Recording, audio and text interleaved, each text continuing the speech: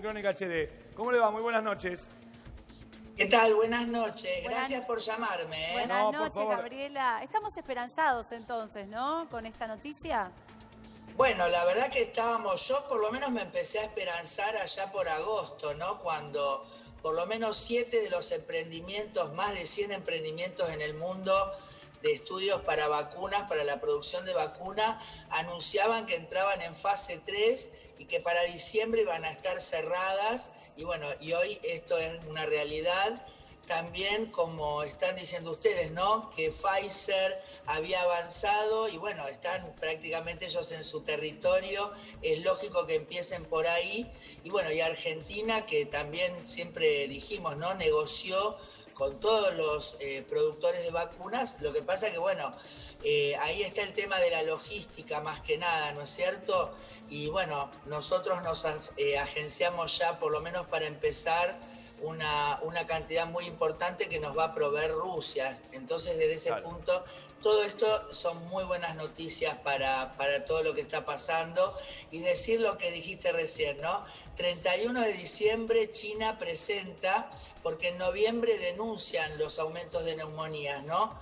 Pero el 31 de diciembre lanzan al mundo la secuencia y anuncian el nuevo virus SARS-CoV-2 y bueno, 365 días después estamos saliendo de esta situación.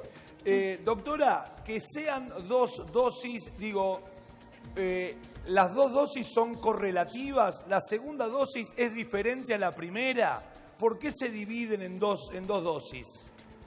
Bueno, todo esto, recordemos, lo que pasa es que, claro, nosotros ya de las vacunas que nos dimos cuando éramos chiquitos, ya nos olvidamos, claro, ¿no? Pero sí, todas las vacunas tienen esta situación de requerir 2 o 3 dosis para lograr un estímulo, porque si vos pones, digamos, un estímulo demasiado fuerte en una sola vacuna, podría pasar que haya reacciones inmunológicas no deseables.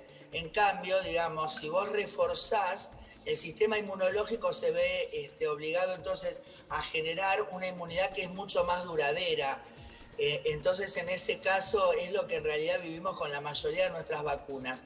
Últimamente se hicieron algunas que sí, duran 5 años a 10 años con una sola dosis. Pero bueno, en este caso, aparentemente vamos a precisar en algunas 1 o 2 dosis y algún refuerzo inclusive al año. Ahora, doctora, hay algo que la verdad es que me preocupa bastante, teniendo en cuenta que hay recontagios y se habló también de 2 cepas distintas. Con respecto a la vacuna, si yo me la aplico ahora, por ejemplo, ¿me cubre las 2 cepas, solo una? ¿Qué puede pasar con eso? Bueno, mira, sí. A ver, ahí hay como una pequeña trampita idiomática, ¿no es cierto? Cepas, hay permanentemente variaciones de cepas. Recuerden que acá se habían inclusive aislado 3 corrientes, ¿no? De migración. Y entonces es muy probable que el virus haga distintas cepas y pueda haber reinfección. Pero lo que está pasando en Europa, que se habla como de una nueva cepa, en realidad, hablando en castellano, es un poco, digamos, un chamullo, ¿no es cierto? Porque no es una cepa distinta, es el mismo coronavirus, sencillamente que en un primer momento atacó a las grandes ciudades y a más que nada a los grupos de riesgo de adultos mayores, y era obvio que la mortalidad iba a ser mayor. Y después, digamos, como no se terminó de cerrar, siguió, digamos, circulando el virus y entonces ahora rebrota, ¿no es cierto? Y afecta más a poblaciones jóvenes, obviamente la mortalidad es mucho menor, pero no es que es un nuevo virus. Ahora, con respecto a lo que vos me estás planteando, que es muy interesante, porque entonces, ¿cuál era la consecuencia si esta vacuna no nos sirve? Bueno, tener la posibilidad, como nos pasa con la gripe, ¿no es cierto?, que año a año teníamos que vacunarnos, porque justamente sí hay una cepa que, digamos, varía tanto que el mecanismo que usamos para la vacuna ya no nos sirve con la próxima cepa.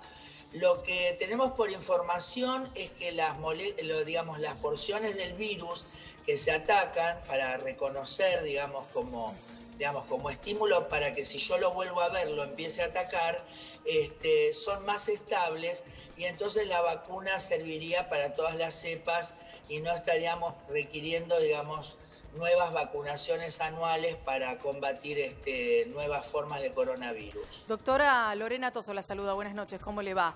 Nosotros recién estábamos contando esta novedad de Pfizer y contamos primero la autorización con las autoridades correspondientes a nivel mundial y luego el pedido para ser autorizado en ANMAT para que llegue a la Argentina, probablemente en febrero. Pero también se habla aquí que no solamente podría llegar antes la vacuna Sputnik 5, la rusa, sino que además hoy el ministro de Salud de Rusia mencionó la posibilidad de que se pueda fabricar en nuestro país. ¿Requerirá que la autoridad en cuestión a nivel mundial primero autorice la vacuna rusa o simplemente y solamente alcanza con que sea la ANMAT? No.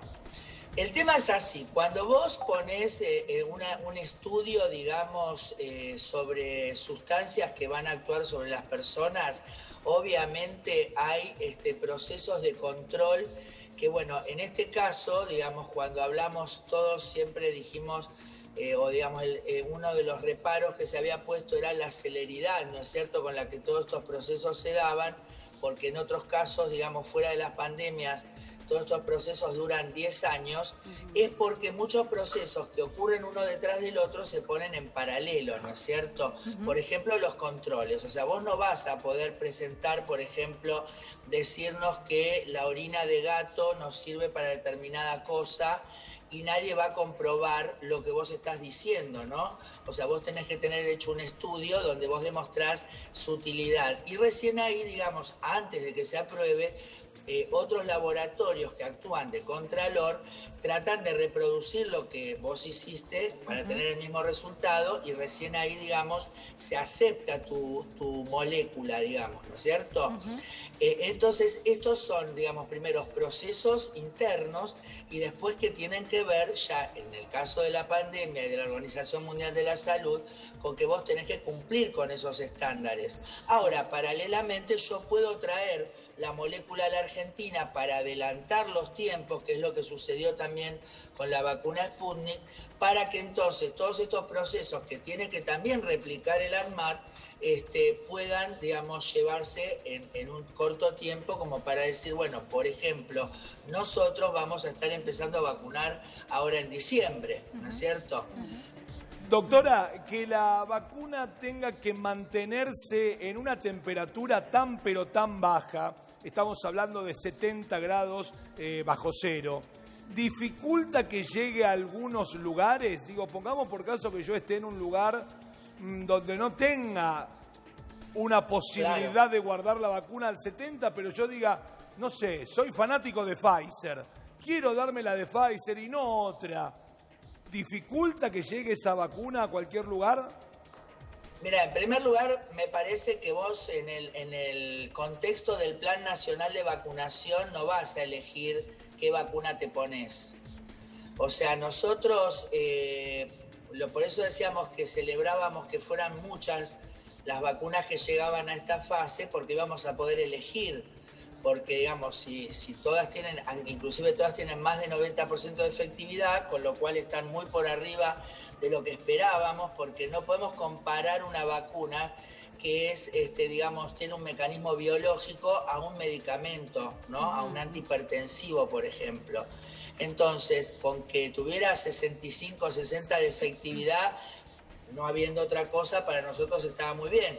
Teniendo todas más de 90, realmente, bueno, estamos muy por arriba de lo que teníamos expectativa. Ahora bien, entonces, en ese contexto yo puedo elegir. Por supuesto, Pfizer, que tiene esta dificultad que vos estás nombrando, obviamente, por ejemplo, en los países de Europa que tienen la superficie, cada uno de ellos, de una provincia nuestra, con un desarrollo tecnológico mucho más alto, territorialmente hablando, probablemente no tengan problemas logísticos para garantizar una cadena de frío con menos 70 grados, ¿no es cierto? Vale. Pero en Argentina esto será una dificultad seguramente y en otros países del mundo ni hablar. Por eso tal vez también es mejor, por ejemplo, en un sentido la vacuna rusa, que es liofilizada y no requiere entonces esa tecnología, es mucho más fácil la logística, ¿no es cierto? Ahora, doctora, escuchando esto también me imagino la cantidad de gente que tiene miedo de aplicarse la vacuna. En este caso, bueno, sabemos que a nivel prioridad los mayores de edad y las personas de riesgo son los primeros que deberían vacunarse, pero bueno, más allá de eso, ¿cómo convencemos a un adolescente para que se vacune? No lo convencemos porque realmente no está dentro de los grupos a vacunar, en primer lugar. En segundo lugar, realmente hoy por hoy, por lo menos en los estudios que se han hecho de encuestas, arroja que esta corriente es de un 5%, con lo cual nosotros en realidad tenemos que alcanzar, digamos, la famosa inmunidad de rebaño, ¿no es cierto? Como para decir, bueno, de a poco vos vas ya sí restringiendo la circulación del virus, porque digamos, si hay más gente que ya se infectó o que está vacunada, por lo tanto ya tiene inmunidad, que la que no la tiene, no es que yo me vacuno, porque a veces también está un concepto erróneo, ¿no? De que yo me vacuno y entonces de alguna forma mágica le transfiero mis defensas a los que están alrededor mío. No, de lo que se trata es de que si, por ejemplo, en una familia de 4, 3 se vacunaron, ya la persona que no está vacunada es difícil que se infecte porque sus familiares, digamos, no se van a infectar porque tienen defensas. Esto es el sentido comunitario, porque acá se enfoca mucho la cuestión en lo individual y como siempre coronavirus nos hizo entender que la salida es colectiva, ¿no es cierto? Y la salida colectiva es la inmunidad de rebaño y la alcanzamos, como te decía recién si superáramos en cada población un número del 60-70% de personas vacunadas. Ahora, si a mí un 5% me dice no me vacuno, no es un problema. Entonces, por un lado va a quedar esa parte, digamos, como un dato folclórico de todo esto y, digamos, si yo tengo determinada situación donde realmente es de mucho riesgo o hay alguien que está en riesgo por la actitud personal de alguno de no vacunarse, bueno, podría recurrir tal vez a algún tipo de sanción, sobre todo económica, para convencer, por ejemplo. Claro, totalmente. Doctora, una pregunta. ¿Por dónde conviene empezar a vacunar? Más allá de la población de riesgo, me refiero geográficamente. ¿Por los lugares donde hay mayor conglomerado de población o por los lugares en donde hay menos? ¿Por dónde hay que empezar? Bueno, nosotros en este momento tenemos que ver y estudiar muy bien el mapa de la pandemia en este momento en Argentina, ¿no? Donde ha habido lugares donde realmente, como caso de Cava y el AMBA, que hace ya un par de meses vemos descender los casos, más allá de que estos días se empezaron otra vez a utilizar lugares que se habían cerrado para COVID, se tuvieron que volver a abrir, y esto es importante entender que toda circulación hace que el virus empiece a aumentar. Entonces, yo empezaría obviamente por el personal de la salud, empezaría por, digamos, las poblaciones de riesgo, como hablábamos, que están los mayores de 65, pero más fue la cuestión de los diabéticos y de la obesidad. Claro. O sea, la mayoría de las personas, inclusive las personas mayores que tuvieron esto, tenían el antecedente más claro fue la diabetes y en segundo lugar la obesidad. La hipertensión también, y bueno, después están ser adulto mayor, pero ya te digo, la mayoría tenían estos factores de riesgo, y bueno, después desgraciadamente tuvimos casos en gente joven que no tiene ningún factor de riesgo. Entonces, yo me centraría en principio en el personal de la salud, el personal estratégico, ¿no es cierto? Que son, por ejemplo, los transportistas, ¿no? Las personas que están en los lugares donde circula la gente. Totalmente. Aquellos que traen los alimentos, los trabajadores de lugares esenciales. Y en todo caso ahí después, bueno, y ni que hablar, por ejemplo, si quiero volver a la escolaridad presencial, tengo que vacunar a todo el sector educación.